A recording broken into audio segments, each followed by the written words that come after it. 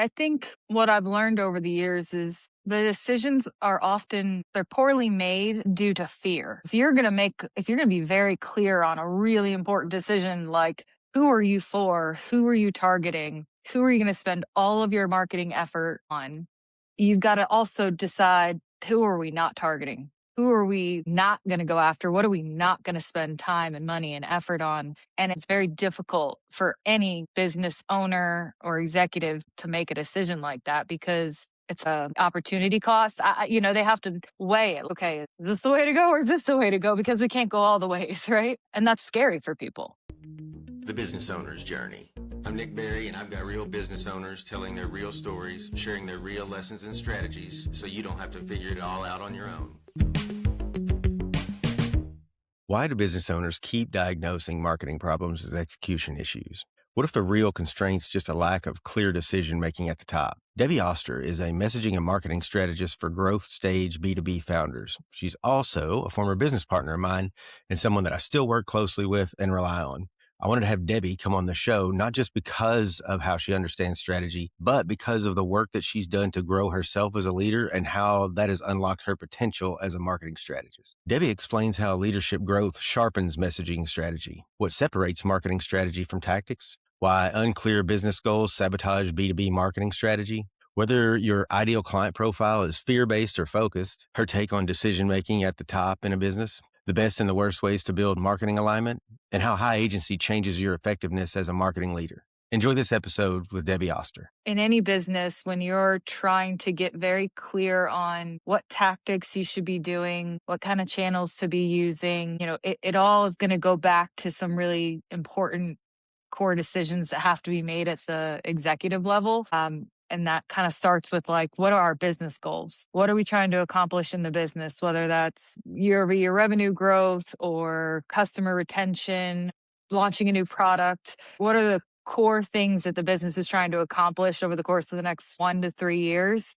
And then from there, that'll help, you to align your marketing efforts to that. So what are you trying to accomplish? Who's going to help you do that? What are the marketing things that you need to be focusing on in order to do that? And that kind of leads to a bunch of other decisions you need to make from a marketing perspective. So that's what I mean when I say that. It starts with decisions, important decisions that have to be made versus just jumping into the tactics. Seems like those are decisions that are made maybe really poorly a lot of times. Answers that are just not that good of answers. They're really not good enough to do everything else well. I think what I've learned over the years is the decisions are often they're poorly made due to fear. So if you're going to be very clear on a really important decision like who are you for? Who are you targeting? Who are you going to spend all of your marketing effort on? You've got to also decide who are we not targeting? Who are we like not going to go after? What are we not going to spend time and money and effort on? And I think in my experience, it's very difficult for any business owner or executive to make a decision like that because it's like a opportunity cost. They have to weigh it like, okay, is this the way to go or is this the way to go? Because we can't go all the ways, right? And that's scary for people. That's scary as a business owner, as an executive whose job, is based off of it being successful or not, Yeah, because it does feel like you're cutting yourself off from some of the potential, Mm-hmm. but that's not the case. Yeah, I mean, you're opening yourself to more potential when you really hone in on like, who are we going after? Like you are opening up more opportunity for your business than if you're trying to go after 5 different segments or people. So what was it, that defining moment whenever you had that shift, that realization that these aren't execution issues, it's that lack of clear decision making? Where did your epiphany come from? I think it kind of happened over years of working in marketing agencies and then working one-on-one with CEOs and founders of small businesses and having these conversations with them over and over again about the same things and realizing like they kept coming to me saying, well, I want to know, how are we going to measure success? How are we going to measure success for our marketing efforts? I could say what I thought they wanted me to say, But I kept realizing like this shouldn't be this hard. And it was so hard because as the marketing leader, I wasn't privy to what they were really trying to do in their business. And without really understanding that, I can't do my job well and I can't align our marketing efforts to their business goals. So I kind of had to like back it up and start having these somewhat uncomfortable conversations with these business owners because they don't always want to tell you, how much revenue they hit and what they're hoping to hit and what that's going to take. So you just kind of, and you taught me this when we worked together in the past, but you got to get comfortable with having these uncomfortable conversations. And I think that's just kind of happened for me over the last probably 3 to 4 years, especially the more of these conversations I've had. Are you getting more comfortable? Are they becoming less uncomfortable for you? They are. I mean, they could still be uncomfortable, especially dependent upon the person you're speaking to. Uh-huh. But yeah, I mean, it's like anything else. The more you do it, the more comfortable you get doing it. And I think in those cases, so they may not be withholding information intentionally. They may not know how to answer the question well or well enough. Going back to when we started working together, in my case, there were things where there were answers that I knew that what I had were not good enough. And I could tell you that. There were other answers that didn't know if that they weren't good enough, that I would not have been able to tell you that definitively. I definitely didn't intentionally withhold any information, but there probably were things where um, I just couldn't give you the information that you might have wanted. Having a conversation with someone like that, being able to kind of get through to them and them realize like you're on my side, right? So you may be picking me apart, trying to find information or even questioning something that I felt like didn't need to be questioned, but you're doing it for the greater good. For that, and that's why I had you there. That's why they have you here, is because you're willing and able to do those things. And then I would think that would make a lot of people much more comfortable and open to sharing and having those conversations. We're on the same team here, right? Mm, mhm. Yeah, and that's a really good point. So it's like a therapist as another example. They're trained to ask the right questions to pull the information from you that they need in order to help you, right? So, like, as a marketing leader, I've learned over the years, like, I'm the one responsible for asking the right questions. So, because it's every business owner doesn't necessarily know these things and how to like get into the nitty gritty of doing really, really good marketing because that's not their specialty. Their specialty is running a business, right? Being an entrepreneur. So that's something I've had to learn as well is like asking the right questions and being able to clearly articulate why I'm asking them and how it's going to help us with their marketing. When you run into a situation where a leadership team or leaders don't have the decisions made that need to be made, they don't have the information that for you that is needed, what are you doing to help guide them through that? I mean, it's basically like whether it's a one-off conversation or a team workshop where we gather the salespeople, we gather the marketing team, we gather the leadership team, and we talk through what are we trying to accomplish this year? In the next 12 months, what are we working towards? And we decide that. And then from there, we decide, okay, who is our best audience? Who is our ideal client profile? Who do we want to target? And that might have some segmentation in it, but ultimately, like we're all getting very clear on this is who we're for, this is not who we're going after. And then from there, we figure out, okay, now we know who we're going after. This is how we're going to speak to them. This is the messaging we're going to use across sales and marketing, customer service. And then you get into, okay, where are they? What channels are we using? What are the tactics? Budget, like all of the other things that people associate a marketing strategy or plan with. We'll follow first and foremost. What are the business goals, and then who are we going after, and then kind of setting everything up based off of those decisions. And we have so I specifically use what I call my brand and messaging playbook, but it's to help people make those decisions and document them so everybody's on the same page. Everybody's working off the same playbook. They can get really clear on how the brand's going to position itself in the market, who they're targeting, how they're going to message to them so it attracts them, what channels they're using. That's a tool that I use with my clients typically. Okay. And so, and that tool is kind of like, if I'm understanding the frame, basically would be like the framework behind what you just outlined, the steps that you go through. Exactly. Okay. And then, so then it's captured essentially their marketing strategy, Yep. and goals. And so then do they go into like a planning or sequence or cadence with you, or like how does it live on from there? The thing that I'm thinking about is like, we've all done that. Let's put a strategy on paper and then it goes on the shelf and then it's there. Hmm.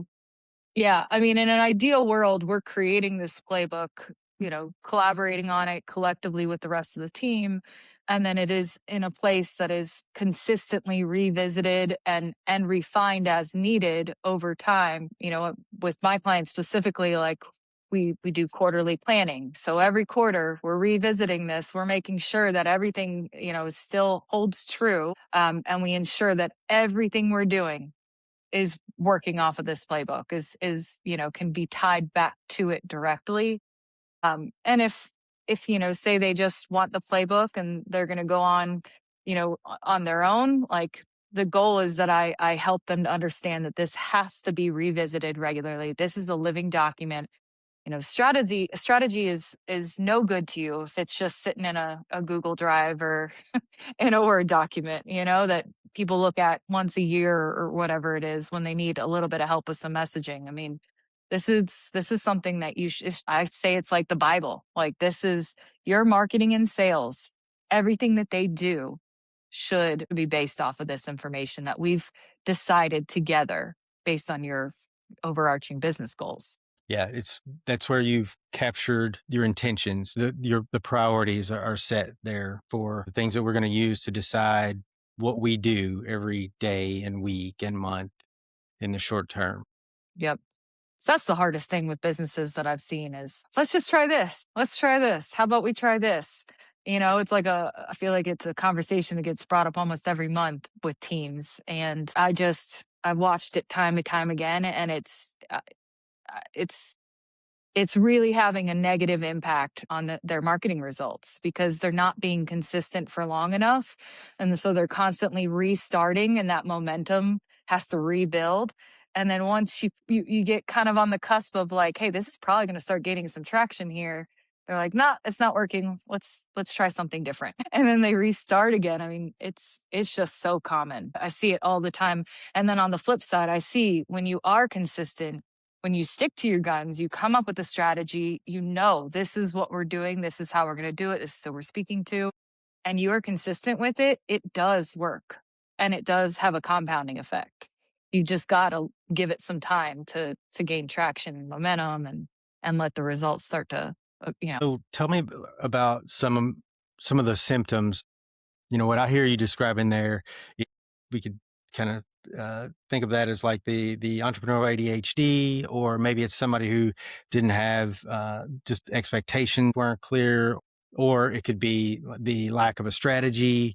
What are some of the symptoms that are going on that occur in a situation like that? So somebody who's listening can kind of help self-identify, like, okay, this is more likely the situation that I'm in right now. Yeah, I'd say some of the top symptoms. One is constantly changing who you're targeting. So, jumping from this is my ICP to know this is my ICP to know this is them. If you're doing that every few months, every year, I mean, you're missing something. Another symptom is you're posting to, LinkedIn regularly, and then you decide, nah, I'm going to jump on Instagram.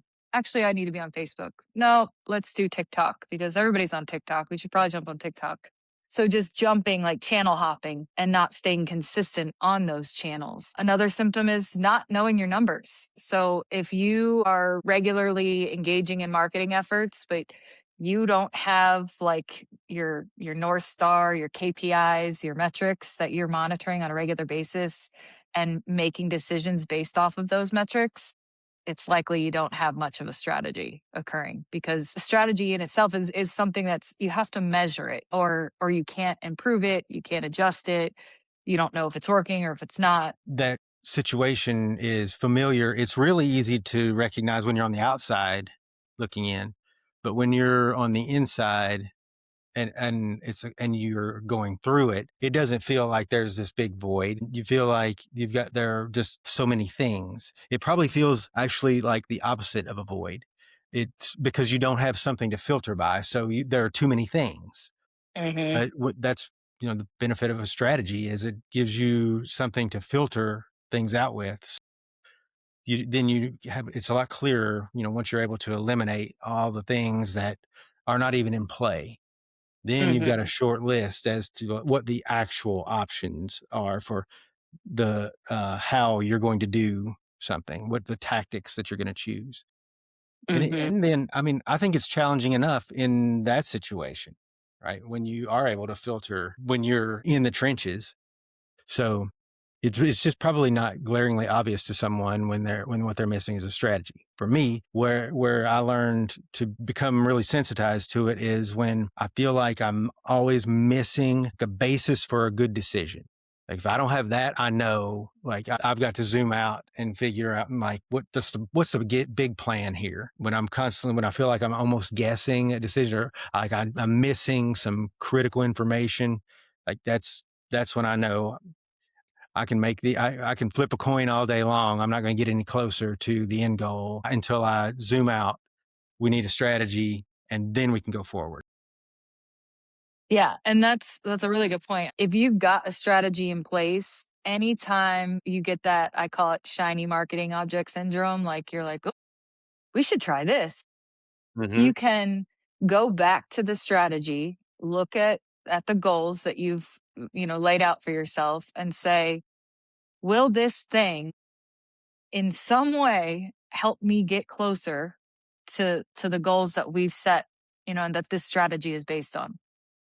Or whether directly or indirectly, because marketing's got all these nuances to it. So whether it could help with brand awareness or it could help with actual lead gen, like you can think about it in kind of different ways. But if you can clearly say yes, this can help, it's probably worth considering. But if right away you can say, mm, that's really far from helping us get to the goals we've outlined, then file it away in an idea list somewhere for a later time. You can waste so much money and effort and time chasing all these shiny objects, and you just end up in the same place.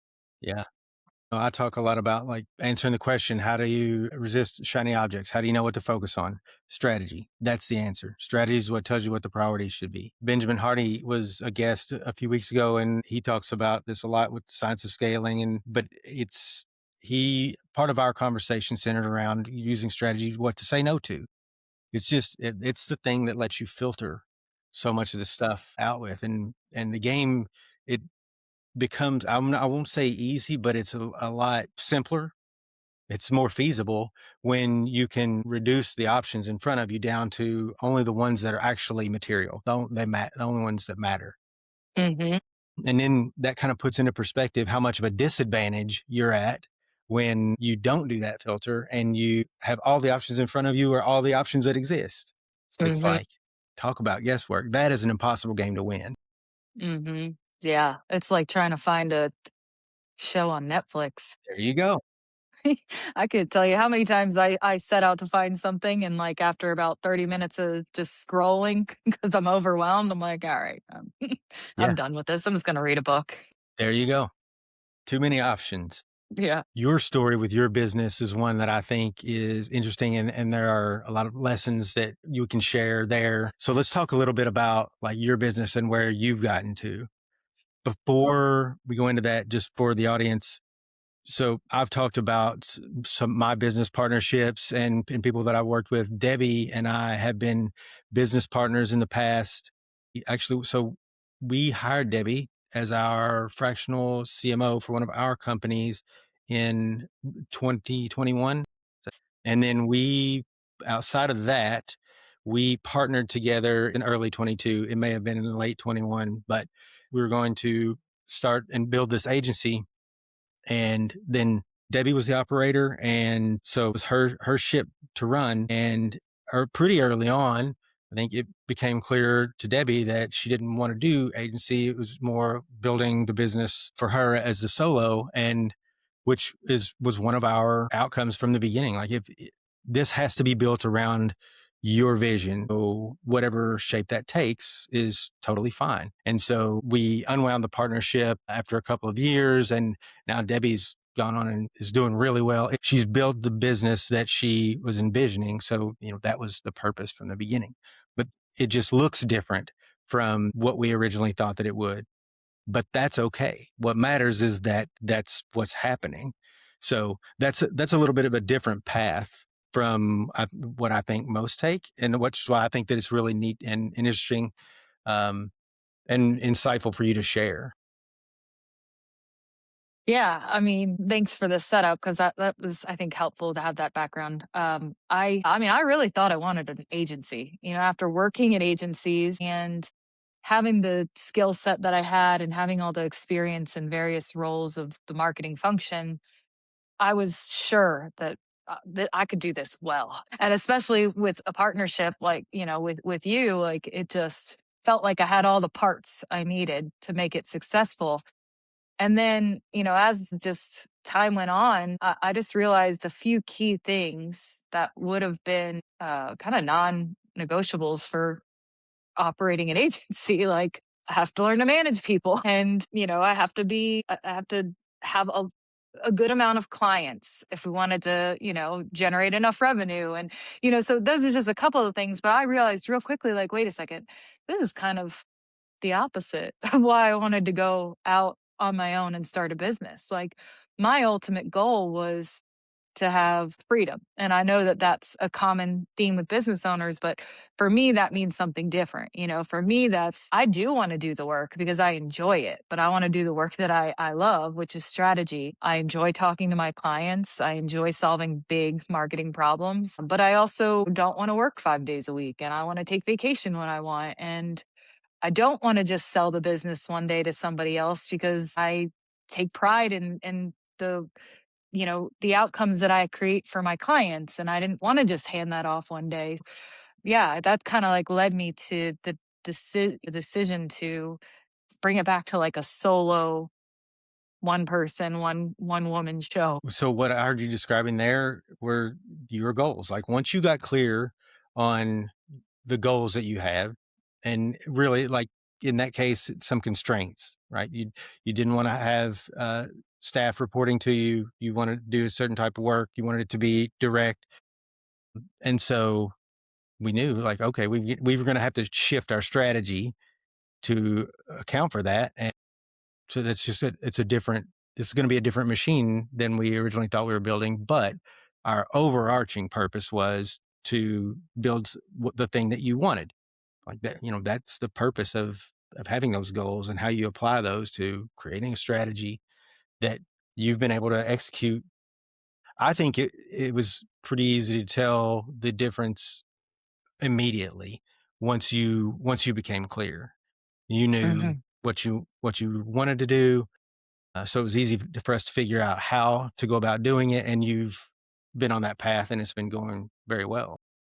Yeah. Yeah. And I do think, the process that we created, the way we worked together pretty early on was what helped us to get to that decision sooner rather than later. Like, we set up these level 10 meetings, and the way we were doing things and how we were doing quarterly business reviews and yearly planning, and we were having those uncomfortable conversations on a regular cadence, and we had our numbers we were measuring and we had our goals outlined, and those were the components that I think helped, I know me specifically, get to that decision sooner. Like, okay, I don't want this or this or this. I think I want this, this, and this. And that kind of helped come to that final conclusion of, I think this is going to be like a me being the sole operator, and that's just how this is going to have to work in order to achieve these things that I've set out to achieve. It became clear enough to you that you could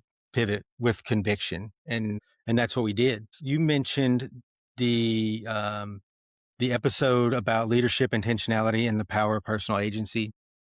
Mhm. What is it about that episode? Well, it very closely mirrored a lot of conversations we had when we were partnering together. I still talk about intention and agency, having high agency really frequently, not only through internal dialogue, but with, conversations with peers and friends and family, because I just think it's really important. And I think we talked about this a little bit a week or two ago in another call we had together with some of our peers, but just leadership in general is being able to solve problems, and in order to and to be able to like take in everybody's perspective, like all parties that are involved. And that was something that until we worked together, I hadn't really thought about, like I'm always aware of how are people feeling? How do I want to make them feel? But it goes a lot deeper when you get into the subject of, leadership and intentions and agency. And so that's why I enjoyed that episode. It reminded me of a lot of conversations we've had in the past. And I think those are some of the biggest lessons that, I learned from you as a leader and how to be a good leader. Well, thank you. I appreciate you saying that. So the reason that I wanted to ask you about it is because I feel like during that process of you, when you got clear and then decided to make the pivot and go from building an agency to building a solo business, your leadership took another step upward, or there was an unlock, or you shifted gears. And I think it had to do with the conviction behind the decisions, and whether it was knowing on your part or unknowingly, just the corresponding actions that you then were willing to take, and how well things have gone for you since then. Getting clear is a great thing, but you also have to have the agency to like move forward and take action. And so I think that was noticeable with you. And I think it's been noticeable since then, because we're talking about something that's been a couple of years. That's how you've been since. I'm I would say that in order to be successful in any kind of business, whether it's you're solo operator, you work for somebody, managing people, I'm not saying work for somebody, but you have partners, whatever that is.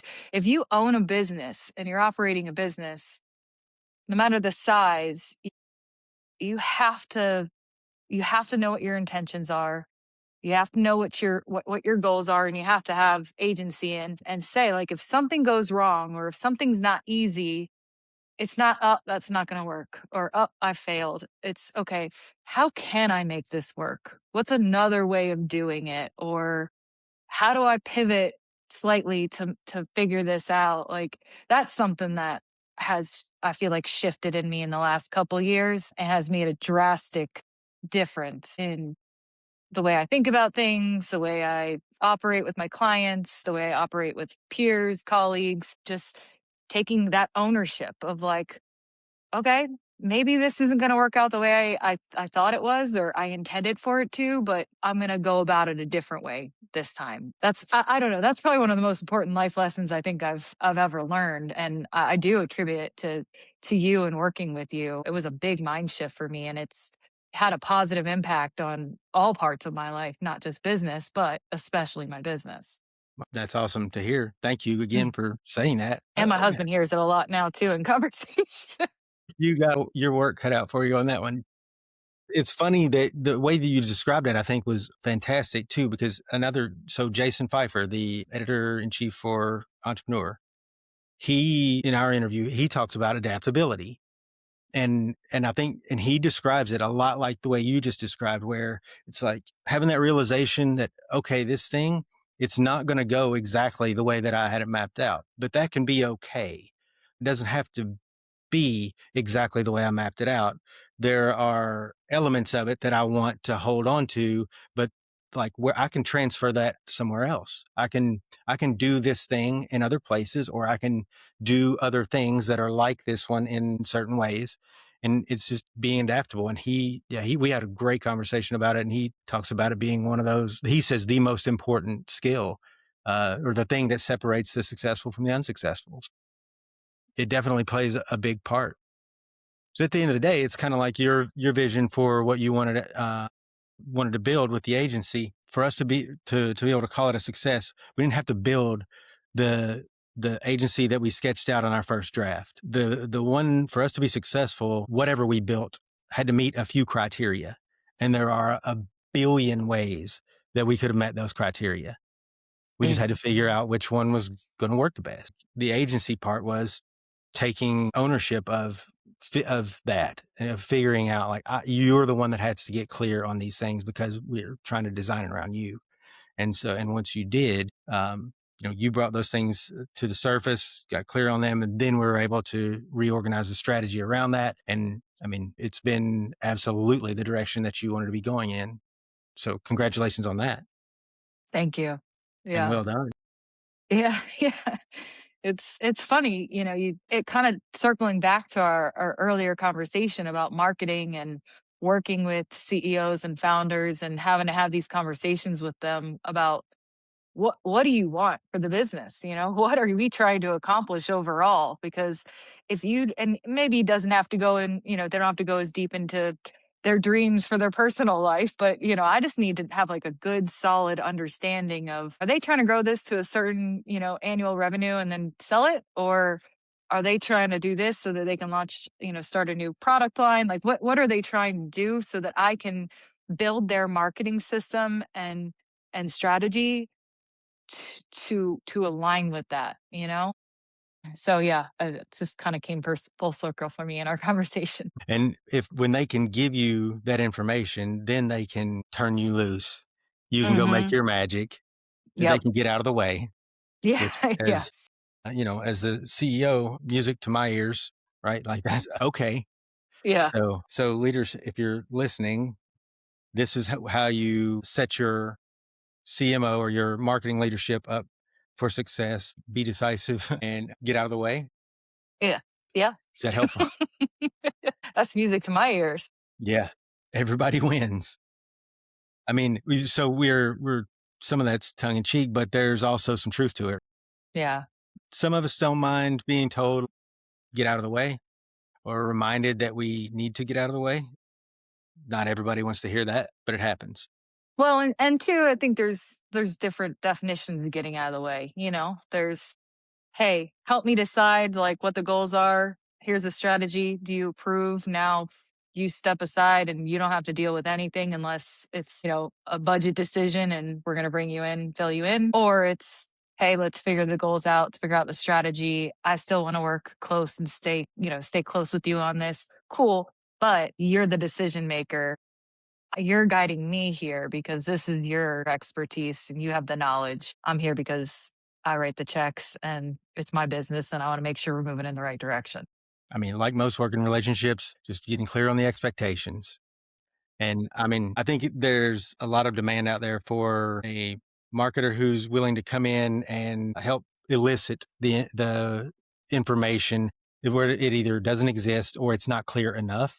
And someone Hmm. who's willing and able to say, like, this is not clear enough for us to do this well. We need to dig in here and work on this some more.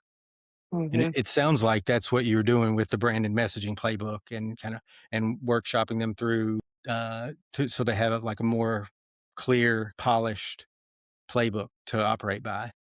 Yep. Yeah. I mean, with that playbook, like they'll clearly on everybody, not just, the owner, the CEO, but the sales and marketing support. They know who they're trying to attract, how they're going to attract them, where they're going to do it, what channels they're using, and what they're going to say to them in order to attract them and nurture them and convert them ultimately. So it is literally, that's why I call it the playbook. It is like step by step. That sounds fantastic. So where do listeners need to go? How do they get a hold of this? Yep. So if you go to my website at debbieoster.com, you can contact me. My email address is on there. There's a form you could submit. I also have a newsletter. I send a weekly email that talks about the kind of things we've talked about here. Talks about marketing at a strategic level. It recently talked about why January creates bad marketing decisions. Yeah. So Yeah, it's debbieoster.com, and the Strategy Vault is the newsletter. This will all be in the show notes. And then they can also contact you or schedule a call. time to discuss the brand and messaging playbook. Yep, yep. Scheduling a call with me would be ideal, but if they aren't quite ready yet and just want to chat back and forth via email, they can certainly reach out that way as well. Okay. Or on LinkedIn. Yes, you're definitely active on LinkedIn. Debbie, thank you for doing this. I appreciate it. Yeah, thanks for having me. Thank you so much for listening. If you found the show valuable, you can say thanks and show your support simply by taking a quick second to like, share, and comment on the show. You can also find more information about each of my guests, all of the resources from the show, and myself at nickberry.info/TBOJ.